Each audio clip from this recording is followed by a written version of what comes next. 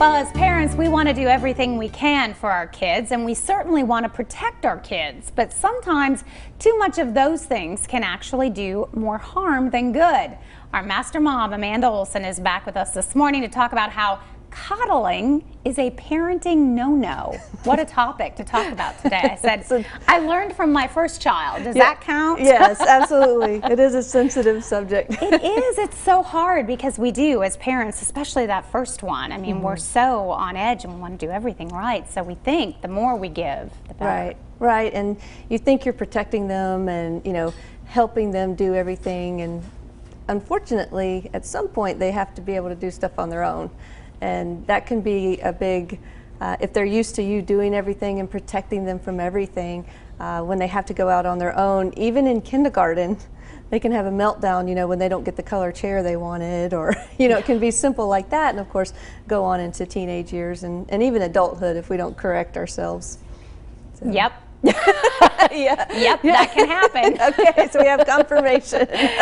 But how do you find that right balance when you're parenting between, I mean, are there some ways that you know it's time to step back? Well, here's an example of a child experience I had fairly recently.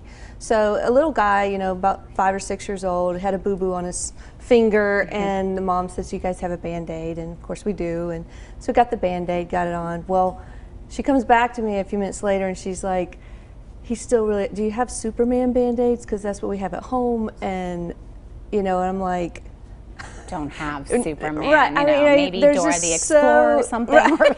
I mean, just, you know, that over accommodation of, hey, you had a boo-boo, you got a Band-Aid, you know, you're ready to go, but for him to be able, not to be able to calm down because it wasn't the right type of Band-Aid, you know, and it just, it's a big red flag to, you know, overstepping.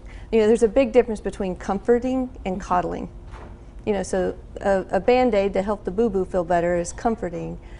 Making sure it's the right superhero Band-Aid would be coddling. Okay. You know, so there's nothing wrong with comforting your child or explaining to them what to expect or helping them, you know, walking them in that first couple of days of kindergarten and that sort of thing. But to stay the entire day or, you know, sit in the hallway the whole time, you know, that would be something that would be detrimental to them really in the long run. And I think you can see it in their behavior as parents when you start to, well, honey, you're fine. And then you think, why is he having issues?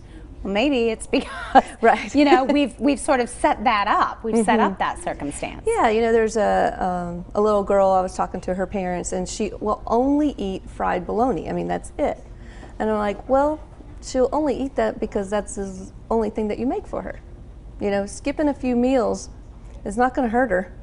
You know, eventually they get over that, but you're helping her, enabling her in a sense to, you know, but in that point it's not just about the food, it's a power struggle. Right. You know, I'm going to get my way, I'm going to get what I want, everybody else gets this, but I get that, you know, and that will definitely carry over, and unfortunately into teen years, which you have some real struggles, or, you know, what happens is, for, you know, older kids and teens, if that's the way they're used to, you know, being treated, where they are the center of the universe, yeah, not everybody's going to treat them that way. So when their grades fail or they don't make the team, well, it's always somebody else's fault. Well, they made me wear this type of uniform and I'm not comfortable with that, or they made me write my report on this kind of paper, or I had to type it this way, and so that's why I failed, because they, you know, wouldn't cater to what I wanted or what I needed. So yeah, it can be a tough thing, and you know, my advice is correct it early. It's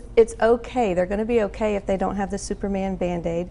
They're going to be okay if they skip lunch because they had a temper tantrum because it wasn't fried bologna.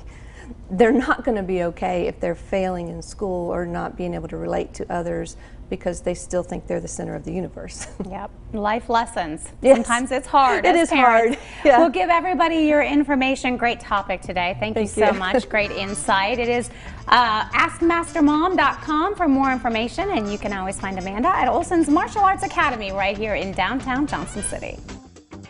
The preceding portion of Daytime Tri-Cities was sponsored by